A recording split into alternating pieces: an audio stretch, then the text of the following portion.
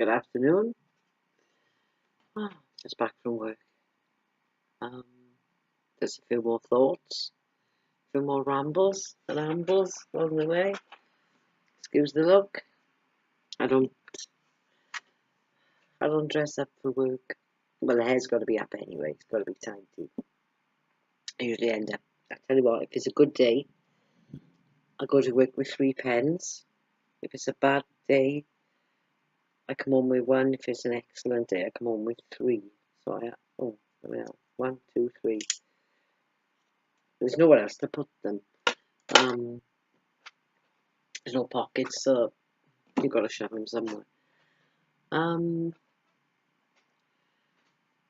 Yeah, got my jammies on. Lovely and comfy. Where am I going? Right, yeah, the first thing I want to say, that clock. It's never worked, it always says. It'll always say 9:15. I bought it in a car boot sale. It was in the box. Got it home, put a battery in, put it up, never worked. God, that was quite a few years ago. But I like it because it's nice and big. And it fills that wall. So don't go by that. And right, if there's one thing I've noticed watching these videos back, I cough a lot. Didn't even realise I was doing it. That's a hell of a smoker's cough I've got there, isn't it? So I got my vape out, and I couldn't buy any of the spare parts, so I bought a new one. This is what is it? I don't know what it is. Go 2, 3, 4, 5.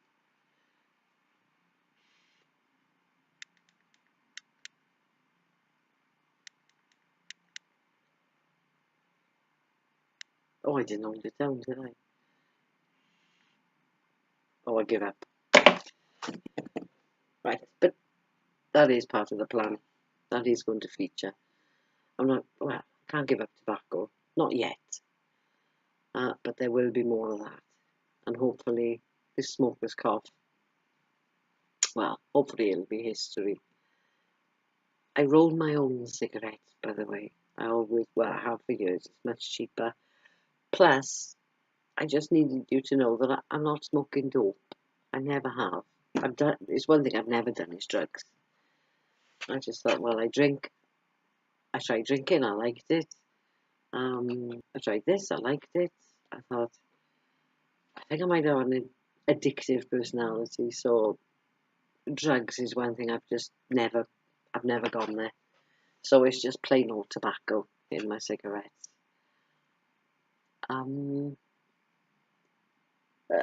Right, one thing I want to point out, now that I've got my first subscriber, hello Keto Life, big shout out. I'm eating I'm working my way through your videos, and the first recipe you did, chicken with cabbage and garlic, and I thought, right, I'm having that tonight. Because I took a load of cooked chicken out of the freezer, and I thought, what am I going to do with it? One of my favourite meals, I must be honest. And I think I hit on this the first time round that I did paleo. Cook the chicken in a little bit of butter. No. Cook a load of mushrooms first in a bit of butter. And they sort of sweat down. They make sort of buttery juices, what have you. Then put, either steaks or a couple of chicken breasts, what have you. And then just let it go slowly. I don't sizzle the steak. It just cooks it through nicely, or the chicken breast, what have you. And then, it's quite simple. Oh, a bit of black pepper. And then just before when it's all cooked, just before I take the meat out, and then put a bit of cream in, and heat it all through, and then butter your veg, bit of meat, a little bit of creamy dressing, creamy sauce, and it's lush, absolutely lush. But I'm going to try Keto chicken tonight. I might leave the soy sauce out, but we shall see. I like Thai. So, like, I've got the garlic and the ginger and the chili and the lemongrass. The fish sauce, I'll have to check up what's in the fish sauce. I might not be able to use that. But yeah, a load of cabbage. So I'm going to do that, and that'll make a lovely evening meal. Oh, something on my screen. So yeah, thank you, Keto for being my subscriber, my first one, and my one and only comment so far. And it is nice to meet you. And I think what you're doing is incredible, especially like with your underactive thyroid. It must be, it must be bang, like, well, it must be murder. It must be wonderful to be able to find something that actually does help you lose some weight. Um, that's what I'm feeling, and I've got no health issues, not that I know of anyway. Um, and I love your hair too. This is my work look, scruffy. Just get it out the way. And there's no point wearing makeup because it just melts after an hour. It just melts. You look like a I don't know, like a cake that's been left out in the rain. Terrible look, awful look. Right, clothes sizes. I know I've mentioned sort of in the past. You call it this in America, and because most of the people blogging, vlogging, vlogging here on YouTube, they seem to be American. And I think there is, a difference in language. And I know I've mentioned that, like, I was a size this, and I'd like to get down to a size 16. Um, Now, a lot of people will still tell you over here that Marilyn Monroe was sweetie. She was a size 16. Well, your 16 isn't the same as ours. I think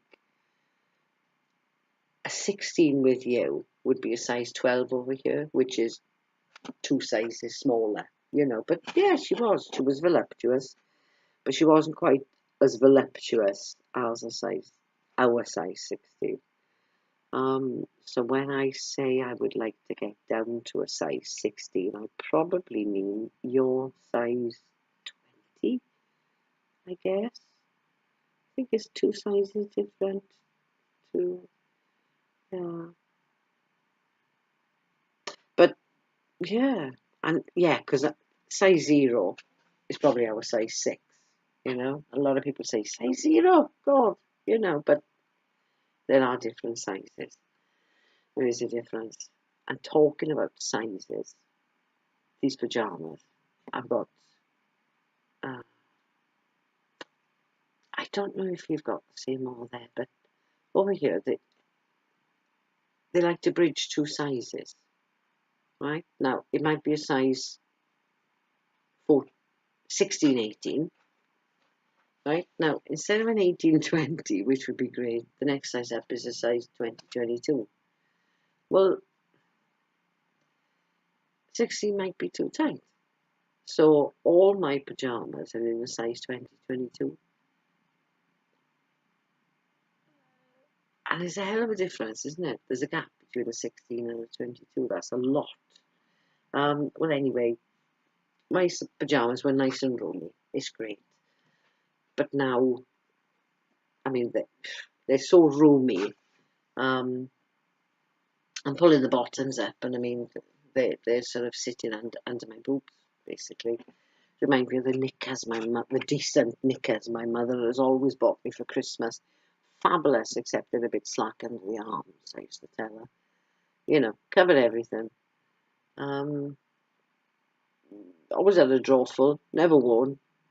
And then she'd find them and ask, why don't you wear these knickers? Because they slack under the arms. I think she's cottoned on now. She buys me sloggies, which are marvellous for work. Fabulous. Yeah, so I'm thinking, do you know what? My sewing machine is going to have a lot of work because I don't want to go out and buy a load of new clothes. I'm just going to sort of tack here and nip there, just to get my wear out of them. And I think with the pyjamas, I don't have to sort of sew a lot. I think I will just nip in the waistband so that it just sits on my waist. Doesn't matter how baggy they are, as long as, you know. I'm noticing now when I sleep at night, I tend to sleep from side to side. I'll wake up every couple of hours. I think it was a throwback from when I really had a really bad back. Couldn't sleep. If I slept on my back, I could not move on it. I haven't slept on my belly for years. But I would sleep from side to side and more than 2 hours on one side and it would lock.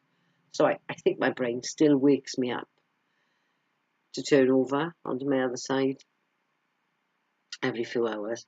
And when my pyjamas now at the moment, well, I turn the one way and my pyjamas they stay pointing the other way. And you're pulling and you're twisting and you're tucking and that kind of wakes me up then. So I'm trying to get them a bit snacker. I'm not checking them out, no way. Not wasting that money. I think I got a pair of jeans. Which were not, I mean, they were cheap. They were 20 quid, but they're nice. They got like ripped holes and, you know, I wear a lot of black. I always say, you know, people say, you wear black all the time. And I say, well, I'm just wearing it till they can find a darker colour. But these are sort of pale blue, ripped, and I'm thinking, oh, God, they're hanging now. But they're going to go on the machine. I've done it before. I think I just sew up the sides. And it just brings everything in nice and snug. You get a lot more wear out of them. So as a lot of my clothes be going on the machine.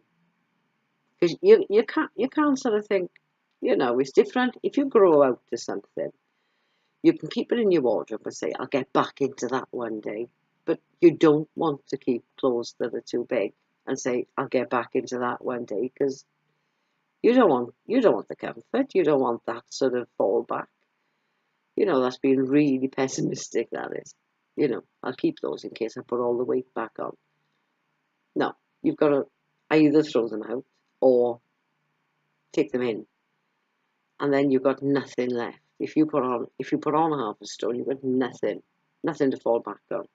And that should be enough of a deterrent.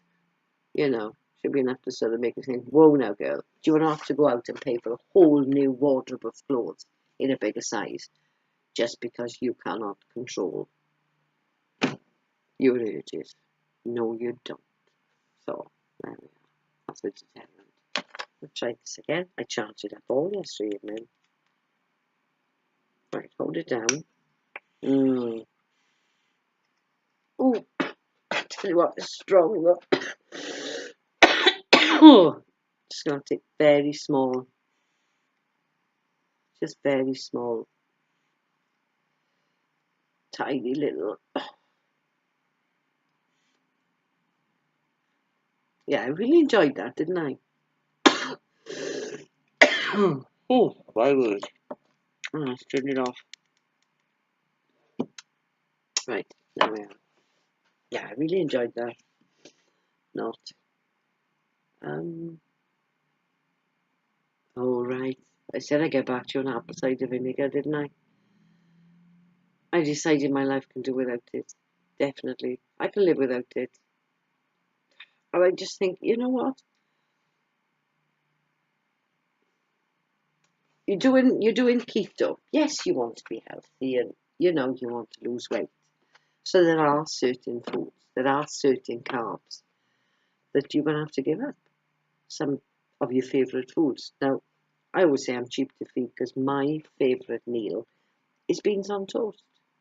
A tin of baked beans, toast, and that's it. The only thing I can have now after that is the butter. You know? So it just seems to sort of, you're not just putting a knife in, you're twisting it. If you've got to do without beans on toast, and then you twist the knife, making you drink something like apple cider vinegar. I'm not doing it to myself. I think it's cruel. It's mental cruelty. No way. And I'm not a masochist. Well, not in that way anyway. Yeah, and the other thing, I went to work yesterday, took my smoothie, chocolate flavour, with half an avocado, half a bag of spinach, all the bits. But 11 o'clock, I thought, right, I'm going to have to break my fast. I thought, I'm being good. I've been here 4 hours and I'm, flat out, and I still haven't looked for food. It's not that I wasn't looking for food, it's just I was trying to put off drinking my smoothie because I really didn't fancy it. Gone off them. I've made too many, drunk too many. It's usually same thing with me. I find a food I like and I eat it like crazy, and then I get sick of it. So I think I said to my manager, I said, right, as soon as I finish the meds, I'm going over the, because we got a supermarket next door. I said, I got to get some food, you know. I can't drink that smoothie, it's disgusting. I've had enough. So I went over and I thought, what can I get? You know, because everything is sandwiches, or pasta or rice.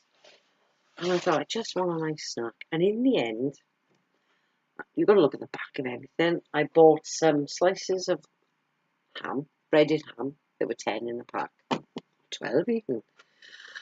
And the two were Primula cheese, soft cheese. And I went back and I thought, yeah, you'll be talking like high fat, low carb. So I went back and I could have eaten the whole lot. Before I started, I could have eaten the whole lot. But I just had a slice of ham, put a little bit of Primula, squeeze it across. I suppose I had a third of a tube. Between I had 6 pieces of ham. Put it out, and then I rolled it up, and it was just like eating little rolls of ham. Oh God, it was beautiful, beautiful. I really felt that. I thought, why have I been torturing myself? So today, didn't bother taking a smoothie to work. I did the same thing with the Primula and the ham, but I made proper little rolls. I put like quite a bit, as much spinach as I could put in them, and the rolls were probably about that big. Rolled them up, the last 6 slices in a bit of foil, and then come mid-morning, no, just after breakfast, I thought, why am I leaving it so late to break my fast? Let's stick to your original 8-hour window between 10 and 6 and have 3 meals. I think I've been feeling a bit craxy, irritable. So yeah, just as breakfast was finishing, I sat down and, with a couple of the residents, and I opened my file, and one of the residents, I love her, she's my age, and she was looking, she was just eating the last of her breakfast, and she went, oh, unusual, very healthy. I said, yeah, yeah. I said, I'm going to enjoy these. I said, would you like one? She said, no, I just watch you eating them. And do you know what? She said, the pleasure on your face. She said, you really enjoyed those, didn't you? I said, oh, they were delicious. So I'm thinking, like I said, I'm a plain eater. A plain, I've always had this rule. Food should never take longer to cook or prepare than it does to eat. Life's too short. And you've got nothing to show for it. You do gardening. You sort of like propagate baby strawberries plants from your strawberries. You've got something to show for it. You've doubled your strawberry plants. You do DIY. You've got a lovely room to show for it. You spend all that time on cooking, and somebody comes and eats it, and that's it. That's your work gone. You've got nothing to stand as a lasting monument to your talents. So it's a particular talent I've never wanted to develop. So anyway, today now, I've got more sliced ham, more Primula, and I bought some beef. And I thought, I can vary this. I can put, I don't know, maybe spinach. And spinach is flavourless. It just goes with anything. It's like tofu, I suppose. I thought I can put maybe a little bit of horseradish with the beef. But then I picked the horseradish and looked at the carbs and thought maybe I won't. Definitely won't. But I thought, I could put a little bit of cheese, I could put a little bit of mustard or something. So I think it's about not getting bored, being careful not to eat the same things over and over and then getting fed up with them. Just building up a slow repertoire of keto meals and keto breakfasts and keto mid-afternoon meals. Just, you know, things I could eat once a week, or once a fortnight. And I think once I've built that up and not overdoing anything, then yeah, it's variety. It's variety. Um, yeah, and then you're not tempted then to binge on something that you really shouldn't be eating. So that's the plan. Looking for more. You're crackling.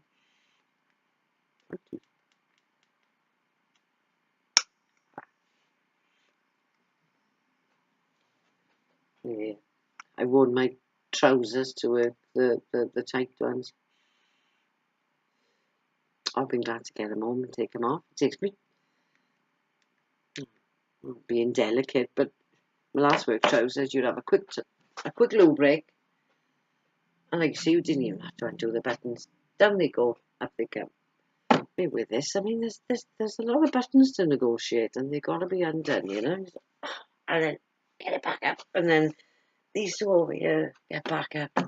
I'm thinking, it's not something you could do quickly. I mean, if the fire alarm went off or the emergency buzzer, you're going to be delayed. It's I look back. I mean, all that lacing and button boots, and they used to do years ago. Couldn't just get up and dress in a hurry, and that's what these trousers feel like. They feel like, but I look tiny, and hopefully another a few pound and looser they'll get. They're the only ones I got now that I can wear. So I suppose a bit of incentive there to lose a bit more weight before I pass out.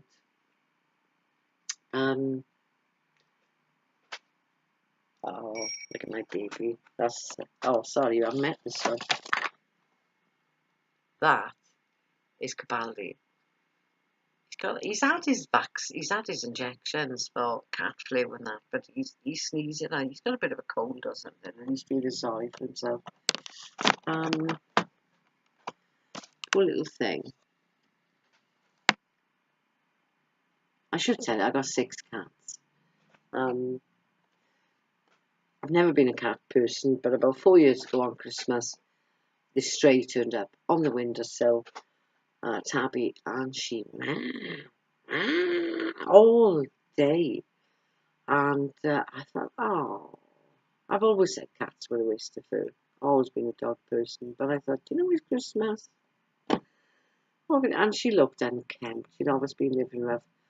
And my son said, she'd been there all day, because I was working till about 5, 6 o'clock. I thought, oh, it's Christmas. So I let her in, give her a tin of tuna and a slice of ham and a bit of the, meat on have you. And she slept in my bed that night. I thought, oh, God, I'm full of fleas. But, oh, poor thing. She's fully grown, but, oh, she was so thin. Well, it was Boxing Day the next day. And the day after that, the vets were open, so I popped her down to see if she was chipped. No.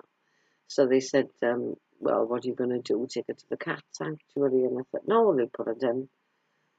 I couldn't do that. I couldn't be responsible for that. So I said, well, just check her, give her worm treatment and give her the flea treatment, and I'll keep her, And, oh, poor thing. I mean, you couldn't, my son could do anything with her. I don't know. She just came and she chose him.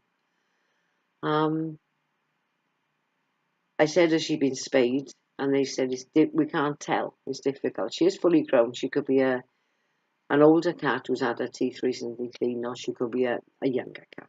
but they couldn't tell if she'd been spayed. So they said, you know if she comes into season. Well, it was a few months later. It was, yeah. Oh boy, did I know she'd come into season. And I had the cat flap from when I had dogs. So I said to my son, I said, look, I'm going to, I'm dragging her back end. Oh my God, yowling. So I said, look, keep the cat flap. There's a thing you can slide in which keeps it shut. I said, I'm not having her going out. I said, I'm not having her getting pregnant or, So I came home from work anyway, and he said, oh, she's getting my nerves now. Oh, constant. So I took the bloody thing out of the cat flap and let her go. Oh. So he said, I heard the cat flap go. So I thought, right, she's gone out. Then I heard the cat flap go again. I thought she's come in. Then I heard the cat flap go again. So I thought she's gone out. And I came downstairs about an hour later, and she's on one chair curled up, and there's this black cat on the other chair all curled up. Oh, I said, did they look as if they were enjoying a post-coital cigarette?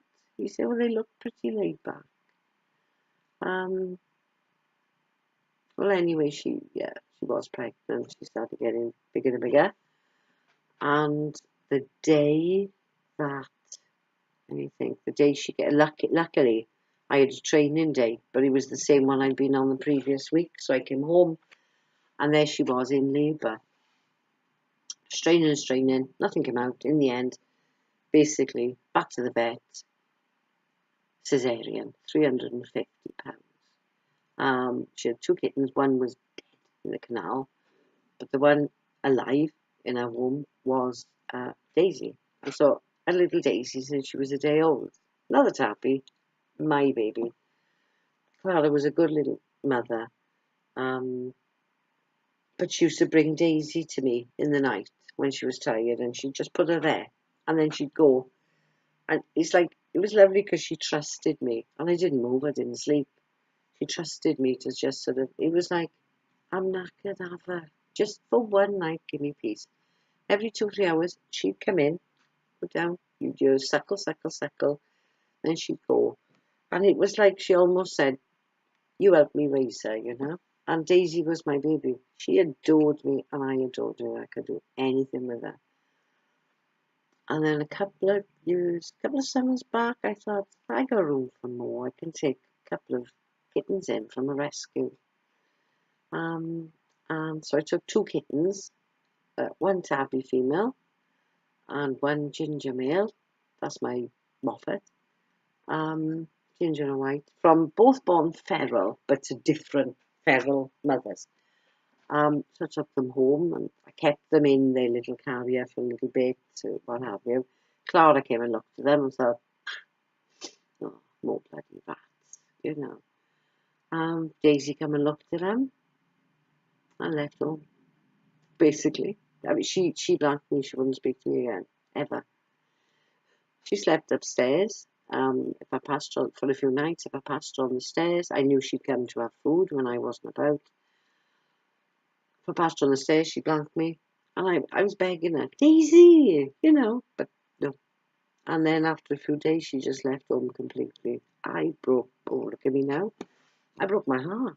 There's no way, I couldn't take the kittens back. It wouldn't have been right. But there's a lady up the road who I knew Daisy would be fine. I mean, she was up trees when she was a few months old, up on top of the garage roof. She'd come back with birds every other day. I knew she'd survive. She just went feral. But there's a lady up the road who's got a little cat sanctuary, and I think 1,000 kittens she's taken in over the years, and Daisy has moved in with her. She said she talks a lot, mind. I said she does. She's always been a chatterer. But I'm just glad. I miss her. I miss her like mad. But I'm glad she's found. Well, she hasn't found another owner. She's decided to own another human, and she's looked after. So then I was back down to 3. And because they were feral, and they had an eye infection, so I used to catch them 3 times a day to put drops in their eye. I never caught Moffat more than twice ever. He was too wily. And Myrtle, Moffat and Myrtle, I call them. Myrtle, she didn't like me much doing this to her eye. And it took them, I thought, right, I'm just going to have to win their affection now. And slowly and slowly, they came to me, and they would sort of, let me stroke them, and they'd come to me for touches, cuddles, and uh, all cats love, having their head and their neck tickled. And it was great, and they would come to me then. But it was too late for Myrtle because Myrtle had already got pregnant. Um, I couldn't even get them vaccinated. I got them to the vet once to be vaccinated, but when they were due for their booster, they just went to ground. I could not get near them. The times I've sat for an hour with a towel, just still waiting for one of them to come round the corner so I could just catch them. But no, they were too quick for me. They knew. They knew. So anyway, Myrtle got pregnant. She had 5 kittens. 2 tabby female. Well, I didn't know they were female then, but 2 tabbies before I went to work. And when I came back, she'd had a black one. So that was 3. She was lovely. She was halfway up the cat tree. He's looking manky now with 6 cats. Oh, right, that's the black one on top of it. Like that. She'd made a home there with her 3 kittens, and I thought, oh my God, they're gonna fall off. They're gonna die. So I emptied the bottom of the wardrobe again to try and resettle her in there because that's where I had left her. I heard squeaking, and under a pile of my boots were 2 more kittens. Oh God, they were scrawny. It's a wonder they were still alive. They'd been there like 6, 7 hours. She just buried them. I don't know whether she decided 5 was too many, but they were the tabby and white ones. So, well, basically, she wouldn't accept them. So I stood guard over the wardrobe while my son got the bus to the nearest big pet store and came back with formula and milk because they were even too weak to latch on. I made a lie and I thought, no, you've got to feed them, but they were too weak to latch on to a nipple. They just gone past it. So he came back with the bottles and formula, and I force fed them their first drink. And I think I just sat there for hours, and I made her, accept them, and they'd had enough strength to latch onto her and suckle, and she did accept them. But I think I stood guard nearly on. I slept very little that night. So just so glad I found them. So I've still got 3 of the kittens. Reneri, the black one. That's Capaldi, tabby and white, and little Missy, who's a tabby female. She's the one who's just been spayed now. So no more part of the tiny feet in this house. 6 cats is enough for anybody. I mean, it's not just the food and what have you, and cleaning up the litter, I don't mind that, but the vet's bills could mount up a lot. So that's my cats. There's a bit of I don't know, there's a bit of a Doctor Who theme here. Clara came on Christmas Day. We watched, it was the Doctor Who special. So if she wasn't chipped, she was always going to be Clara. Moffat and Myrtle. Moffat is the writer, one of the writers. Writers? Or producers, can't remember. Yeah, the whole, whatever. So Myrtle is just a name I always liked for cats. And then the kittens, Missy, Capaldi. And Ranieri is named for Anthony Ranieri, who's the lead singer of the most epic punk band. They're from New York in America. Absolutely awesome. Tom Hero worships him, and I think he's awesome as well. Bayside they're called. So that's my 6 cats, and I think I've rambled enough. So I'll call it a night. and I'll see you soon. Bye bye.